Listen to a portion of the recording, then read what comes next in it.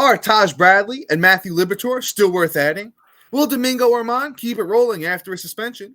Join us for a gripping episode as we provide you with pitch and ditch players on today's action-packed episode of Locked On Fantasy Baseball. You are Locked On Fantasy Baseball, your daily fantasy baseball podcast. Part of the Locked On Podcast Network, your team every day.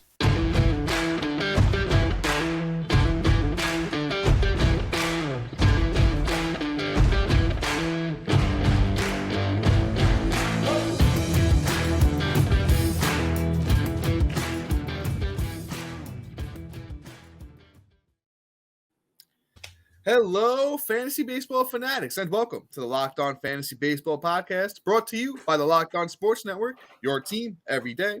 As always, we're your number one source of fantasy baseball knowledge, and thank you for making us your first listen each and every day. I'm your host, Dominic Martino, here, as always, with my brother, my co-host, my partner in crime, Matthew Arne. Yo, what's up, guys? Made Dom stumble. That's how much he loves me today. Yes, sir. Yes, sir. That's my brother right there.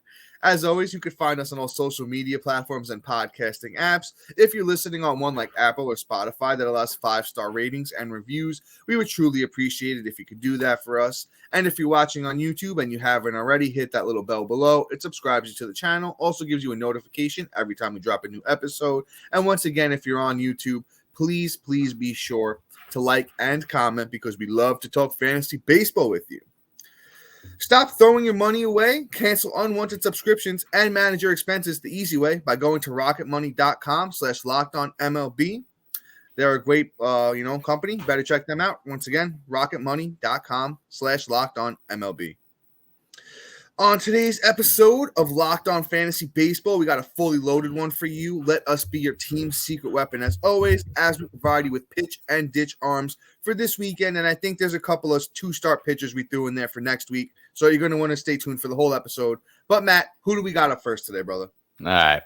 Well, before we do that, I want to explain a little pitch and ditch philosophy and why we're talking about it. It's something that we're trying to ingrate in our community as a good strategy to take over the pitching categories over the weekend when, all else fails and you're going to lose ERA, you're going to lose whip. This is where we don't care about those two categories and we only care about Ks and wins. So these guys all are not going to have high upside in terms of one for longevity outside of the first guy I'm going to talk about. And two, they're all going to just be high Ks and ERA to damn with it because we don't care. So let's talk about our first guy here, and that's Taj Bradley. Bradley's had a rough go at it. Got lit up against Toronto in his last start, but here's the key, though. He had 7 Ks. So if you started him and your ERA was shot to hell, you're kind of okay with it due to the fact that he had 7 Ks. He got the job done in that category. At least he was able to contribute with a 9 ERA and a 2.25 whip. It is what it is. But then he has a possibility of having a low ERA as well. But the thing about Taj Bradley is my guy could get strikeouts. And going out against the Dodgers on Sunday, he's at least worth a shot at, rolling him out there and trying to get the Ks. In terms of if your ERA and whip is intact by Sunday, I probably am not rolling him out there. But if you just want to take over the Ks and you got bats locked up in those categories, and you just need one pitching category to win you the week, roll Taj Bradley out there. He's going to get the job done for you. So, he can be a K machine for you. So that's Taj Bradley. Yeah, I'm a big fan of the old Taj Mahal. He's pretty solid arm. As Matt stated, last start didn't look too great, but you know what? The one before that against the Mets was solid. 5 innings, 4 Ks, I believe it was 3 earned, 1 whip. The thing is Taj's control has been pretty good. The whip looks pretty good on the year. It's a 1.15. The innings are, at 24, Ks 34, well over that K per 9. Just hasn't been great at preventing runs. And, against the Dodgers, as Matt kind of said, one of the main things in pitch and ditch is kind of if you are already shot. I wouldn't say it's the whole strategy, though. I mean, you definitely can find some pitchers here and there. Let's say, it's even vice versa. You want to, you're right there and you kind of want to, maybe find somebody that's got a good matchup. My philosophy is always go to the numbers. You always can use Baseball Reference or, places like that. Baseball Savant's good, where you can go check the team. Like Taj Bradley is playing the Dodgers. The Dodgers, they hit left-handed pitching a little bit, worse than right-handed pitching, even though Taj is a right-handed pitcher. So, it's not as good. But I like to check, how they do against the handed pitcher that's going, how they've been doing over the last week, 14 days, and just see where that goes. Sometimes you can sneak in those, pretty good matchups. But, as my brother Matt said, Taj probably going to go out there. He's going to give up a few runs. I don't think he's going to light up the Dodgers. So, you pick him up. You kind of see where things go. He's young. We're going to talk about one or two other young guys today, too, that might have some longevity. But a lot of these guys are just guys that you're going to want to pick up. If they do good, maybe hang on to them a little bit. But, it's mainly just a pick up, get the stats, and then let them go. But let's move on to somebody who's actually been, pretty good this year. It's Drew Smyly. He's kind of highly owned. But you know what the thing is? I kind of feel like at this point, I don't know why he's not really 100% owned. Drew Smyly gets the Cincinnati Reds this weekend, which is a very – and it's in at the Cubs. Jesus Christ, why did I just space on the name of the Cubs stadium? Jesus Christ. And I should know this. Wrigley Field. There you go. So it's going to be at Wrigley Field. And Drew Smyly's been dominant. 2.93 ERA, 0.98 whip, 55 innings, 51 Ks. The old man's got it rocking and rolling this year. I think this is a kind of like a juice to orange situation to maybe even a sell high situation with Drew Smyly. Because at this point, if he's sitting on any waiver wires, it's kind of crazy to me. So I think, just kind of see where things go. And I like Drew Smyly. Should be 100% owned at this point in the season. Yeah. Great take on Drew. I mean, at this point, it is like if he's out there, scoop him up.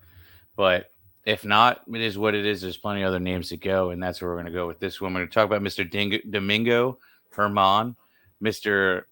Sticky, Mr. Cheater. Taking a page right out of Pineda, with the pine tar behind the ear. Pineda. Yeah, Pineda is right, man. I mean, German has been looking good this year, but I want to know how much it is attributed to having the sticky stuff and just not getting caught. But the one thing about him is he has been going out there on his starts. He's been throwing up at least 5 Ks, and he's been having some good outings too. With him rolling out against, this is on Monday, though, so this is a whole nother thing. So he's going to be a 2-start pitcher this week. Like Dom said, you're going to have some 2-start pitchers for next week. This may be good for anybody that's in an NFBC league that, it's a weekly league where Sundays are your pickups. So this may be your guy, right? So he's going out against Miami. So that's his first start. His second start, I don't have the answer to. But, at least that Domingo's going out against Miami. I'm okay with rolling him out there, especially with Jazz hurt and not coming back till at least in Seattle. I think it's Seattle for Monday. Oh, my God. You're right.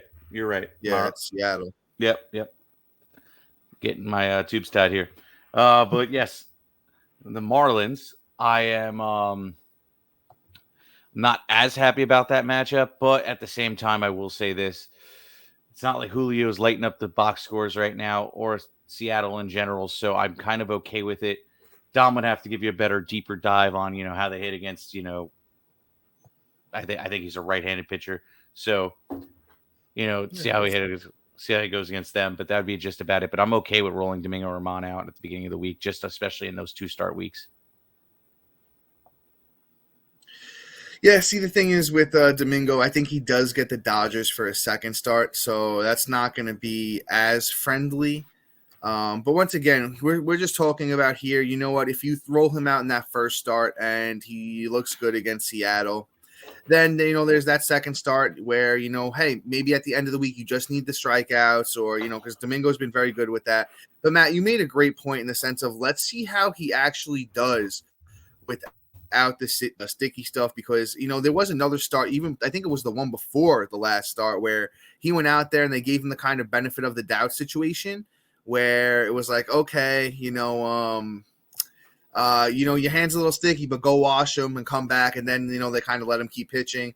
And I forget what team was against, but the manager of the other team was pissed off that they let him keep pitching. And then in the next start, ironically, you let him get away with it once. It's like a little kid. You let him get away with it once, they're going to try and do it again. So, that's why they finally, said, hey, all right, Domingo, enough of this. But you know what? Seattle actually doesn't hit right-handed starters as well as they hit left-handed starters. So, it could be a good time to roll Domingo out there and see where it goes. big strikeout guy in the year. He's 48 innings, 49 strikeouts. Numbers are actually pretty good. 3.75 ERA, 0.9 WHIP. So, pick up Domingo German, and he is currently 31% owned on Yahoo. So, definitely go give Domingo German an ad. I think he's definitely worth it. Before we move on, though, we do have, a couple of other good names coming up for you today. We're going to talk about Matthew Liberatore. We're going to talk about Rich Hill. We're going to talk about Dane Dunning and a few other players. But real quick, today's episode is sponsored by the clothing company Bird Dogs. Looking for clothes that redefine comfort and style? Look no further than Bird Dogs. They've crafted the perfect blend of performance and fashion to bring you shorts, pants, and tops that will revolutionize your wardrobe. With stretchy fabric that makes your legs look great, they're not only stylish, but they're also comfier than any other shorts or pants that you currently own. They give you the freedom to wear one pair of shorts on the golf course, to a meeting, on a date, or if you're even just going to hang out with your friends. Bird Dogs just sent Matt and I some shorts, and we're absolutely obsessed with them. I did wear a pair today to my girlfriend's graduation, and I told you guys I knew I was going to get some compliments. I got some compliments on them. A couple people asked me, hey, where'd you get those shorts? They look like they're super comfortable. And I told them to go to birddogs.com/LockedOnMLB. And when you enter that promo code, they'll throw in a free custom Bird Dogs Yeti-style tumbler with every order. Once again, that's birddogs.com/LockedOnMLB. And as always, we want to thank our everydayers and new listeners for making Locked On Fantasy Baseball your first listen each and every day. Be sure to be on a lookout for a new episode Monday when Matt and I provide you with must-add waiver wire players from the weekend. And guys, just real quick, we're super close to 2,000 subscribers on YouTube, and we couldn't have done it without you. If you enjoy our show and want to help us out, please share the podcast with a few friends who also love fantasy baseball or just baseball in general. We truly be grateful for your support. But, Matt, that is a lot for me. You want to take the next guy here, brother? Sure. Let's talk about Mr. Matthew Liberatore. Thank you, sir. No problem. You might as well just let me talk about another Matthew because, Matthew's usually pretty awesome. So, Matt gets... Yes, sir. He gets Cleveland Guardians this week going into tomorrow when you're listening to this. So, the only way it's applicable is if you have same-day ads. So, just keep an eye out for that. But if you don't, just ignore it. I'd skip ahead of this take. But Liberatore can provide some, good fantasy options for the K's. He's about 1 for 2 in his starts since he's been up in the bigs. They're keeping him out there, which means they have faith in the guy. Liberatore can come out and at least give you 5 to 6 Ks, I think. He did in his first start against Milwaukee. I don't see why he couldn't come out and do it again. He got lit up against the Dodgers, so it's like, okay, how much are you really going to take that as, Liberatore maybe just, a bust, or maybe it was just a really tough matchup for the guy to get in his second start out in the bigs. So, he's more of a wait and see long-term case, but also just in terms of short term, I'm okay with doing it, especially if my ERA is blown up. I can give a fly in it, family friendly. And, who cares what happens to my ERA as long as he goes out and gets me 5 Ks at least. That could be the difference of whether I'm winning the category or not. So, St. Louis is rocking and rolling, so there's a possibility of him getting the win too. So Liberatore is a great option going in the weekend if you have same-day ads and if your ERA is completely blown up. So that's Matthew Liberatore. I'll say this about big Matthew Liberatore. Every once in a while with pitching and ditching, there winds up being guys where you really pick them up for, hey, one start and like, okay, I'm just going to get rid of them. And then they actually do pretty good. And then you hang on to them and it's like, okay, then they have another good start. It's like, all right, keep going. And, sometimes guys like that wind up on your roster for a lot longer than you think. And I think that might be the case with Liberatore. Liberatore made a few changes coming into this year. His velocity is up. His, breaking stuff looks better than ever. In the minors, Liberatore this year, over 8 starts, had a 3.13 ERA, 46 innings, 56 strikeouts, and a 1.17 whip. He was a pretty highly touted prospect when he was making his way, when he first got drafted, making his way through the minor leagues. Never really figured it out until this year. But you know what? Liberatore's still only 23 years old. I think there's a lot of upside. Next week, he lines up, it looks like, for Kansas City on Tuesday, and then maybe Texas over next weekend. So he might be a 2-start pitcher next week. So, if you're able to grab him for his start against Cleveland today, when you guys are listening to this, you got same day ads. And, you maybe hold him. He pitches good against, Cleveland. Cleveland's not a great team. And then he goes out next week, Kansas City, another team that's not hitting very well. And then, that real test might be against the Texas Rangers. And that might be the really proving ground start. Because if he does that, I could see him wind up being on your roster for a while. I really, really like Matthew Liberatore. I think he's going to be, a special talent in the league at some point. He's currently 35% owned on Yahoo. So definitely give Matthew Liberatore a chance. It sounds like I'm a little bit higher on him than my brother Matt over here. But let's keep it pushing. Let's talk about, we'll go from a young man to a very, very old man, and it's Rich Hill. I don't know how Rich Hill is still out there doing it. His numbers on the year aren't great, but they're not really bad either. It's 4.27 ERA, 1.39 WHIP, 52 innings, 52 Ks. It's just like, I don't know. I'm going to throw out a really obscure reference here. If you're a little older like me and you watch SpongeBob growing up, it's like when they do that, we can't keep letting him get away with this. It's like, how is Rich Hill still getting away with this at 43 years old? He's pitched 21 seasons in the MLB. I just don't know how he's still getting it done, but he's still out there getting it done. His next start is at San Francisco. It looks like it might be Sunday or Monday. It might actually be Monday. So he might be one of those two-start guys for you for next week. This weekend is kind of tough with starting pitchers. We do have a few more coming up for you that are actually pitching this weekend. But I will say this. It does look like Rich Hill gets at San Francisco on Monday, and then into the weekend, he gets Oakland at home. So very, very two friendly starts there for Rich Hill. I definitely think he's worth the pickup for the 2 starts next week. He's currently owned in 16% of leagues on Yahoo, so he's widely available. I know he got hit around in his last start against Texas, but it was still 9 strikeouts. He had 7 strikeouts at Detroit before that with no runs, 0.5 WHIP. And then another good start, Colorado at home. Well, not really. 3.2 innings, 4 strikeouts. He only gave up, it looks like, 1 or 2 runs. The whip was kind of high. But, as Matt said, sometimes when you're pitching and ditching, you're really just worried about strikeouts and, possibly getting a win. Pirates have been all right. And, at San Fran next week and Oakland, he could pick up some wins, big strikeout games. Once again, Rich Hill, the old man river. Yeah. No, Rich Hill is a great start this week. But you did a great job. I don't think I need to comment on anything else. Let's move on to our next guy here. Let's talk about Mr. Tanner Houck. Right, I'm saying his name right. Let's double check. You got it, sir. Good job. Okay, good job, Matt. We're on pace tonight. All right. So Mr. Tanner Houck is interesting because last year everybody thought he was going to get a rotation spot, and he ended up crapping the bed and not even really getting a closer role. Became a middle relief guy, and just it is what it is with Tanner Houck. But it seems to have again rolling him out there out of necessity, and he's doing his thing. He had 1 bad start against Seattle so far at the start, where he had a 7.2 ERA, but had 5 Ks. But then he went out against the Angels on the 22nd earlier in the week and had 8 Ks. Now he's starting on the 28th against Arizona at Arizona. And here's the reason why I'm saying at Arizona, which makes a difference. His home and away splits on the year right now are actually interesting.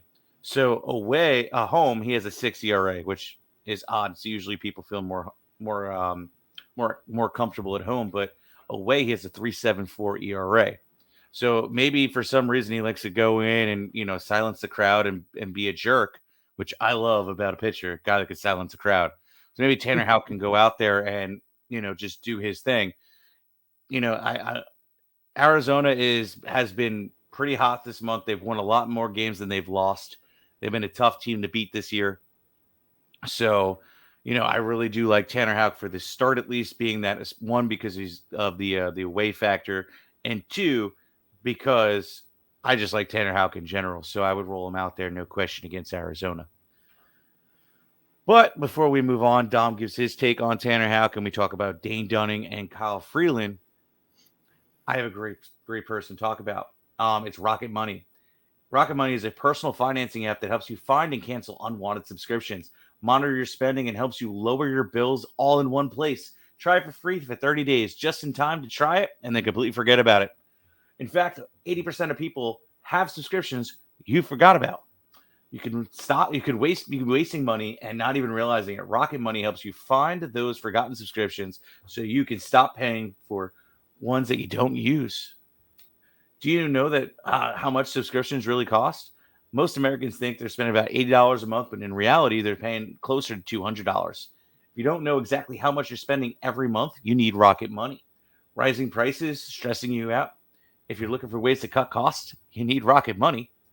Stop throwing your money away, cancel unwanted subscriptions, and manage your expenses the easy way by going to rocketmoney.com/lockedonmlb.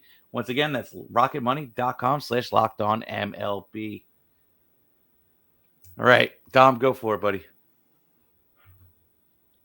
All right, so the thing with Tanner Houck is he's still pretty young at 27 years old. It's kind of right when you're starting to hit your stride for most players and stuff like that. The numbers aren't great on the year so far, but his last start really gives me, means to be like, okay, maybe there still is something here. With the 6 innings, 8 strikeouts, 1 earned, 0.83 whip against the Angels. All right, it's like, okay, Tanner Houck. And his last 2 years combined actually have been pretty solid. I know Matt mentioned they gave him a shot in the bullpen last year. He did get 8 saves. So, it was, okay, all right, Tanner Houck, okay, see you. So over the last 2 years combined, it is 50 games overall. 17 of those were starts, 3.35 ERA. 129 innings, 143 strikeouts with a 1.15 whip and a 2.91 FIP. We do talk about FIP a little bit here on this podcast, which is fielding independent pitching. It's an ERA indicator, kind of gives you an idea where the ERA, is heading to or where it should be. And that's pretty solid. And I really think, Tanner Houck's even, pitching, like a whole run over his FIP this season with a 4.99 ERA, a 3.83 FIP. I could see Tanner Houck being a 3.5 ERA type of guy, right around that K per 9. Maybe he gets up over it if he, gets back to his old ways. He's always been, a very, very good whip pitcher, very good control guy, which is, kind of surprising this year with it being at a 1.25.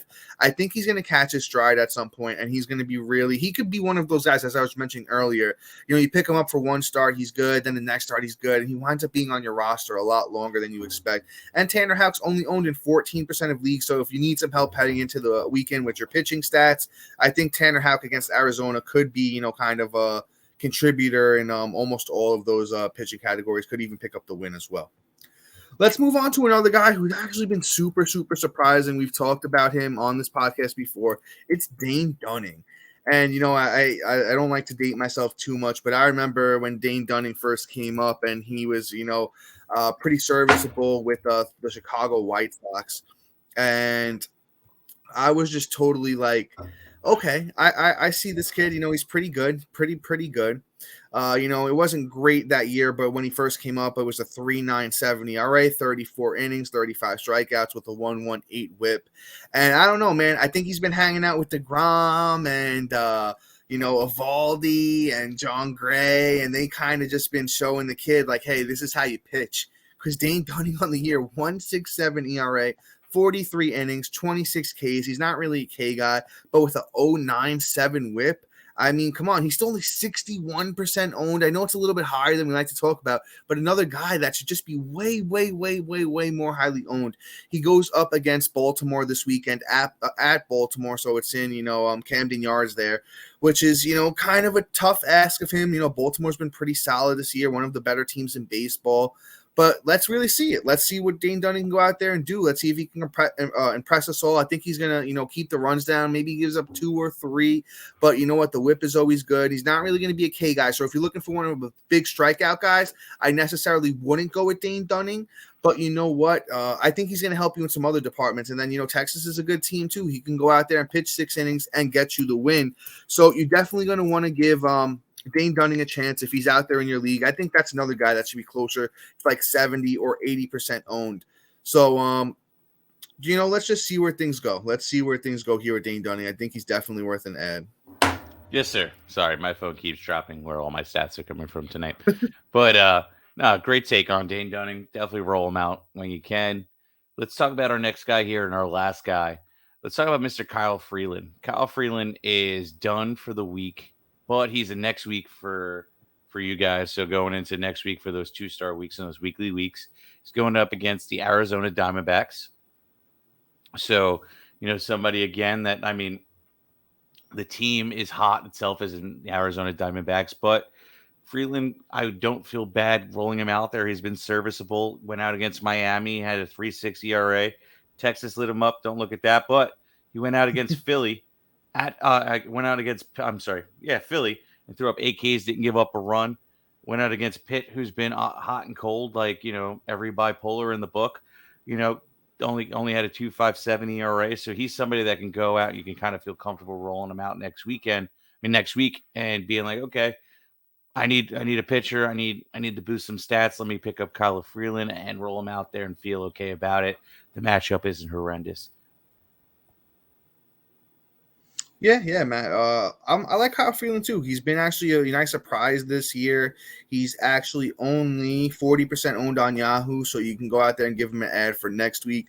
The reason I wanted to highlight him here is because the 2 starts next week, neither of them are at Coors. The first one, as Matt mentioned, is on Tuesday against Arizona, and then the weekend he goes at Kansas City. So definitely a sneaky little ad for next week. And a lot of these guys, I know we talked about a few 2-star pitchers for next week, but they still apply to the pitch and ditch strategy because they're not guys that necessarily are super long-term plays. But if you pick them up for their 2 starts next week, and, whether they go bad or they go good, you can always cut them for the next big name. Or, if you're making room or for somebody coming off the IL, they're just not names that you're necessarily going to have to keep on your team. But you know what? You pick them up for a 2-start week, then you drop them. And then maybe, hey, you grab the next, guy that's starting 2 times next week that's available on your free agent list. But let me talk a little bit more about Freeland himself. Numbers on the year look pretty solid with a 3.88 ERA, 1.24 whip, 53 innings, 38 Ks. He's not really a K guy, but you know what? He can go out there and he can suppress runs a little bit, especially when he's not pitching in Coors. It's always tough to, pitch in Coors.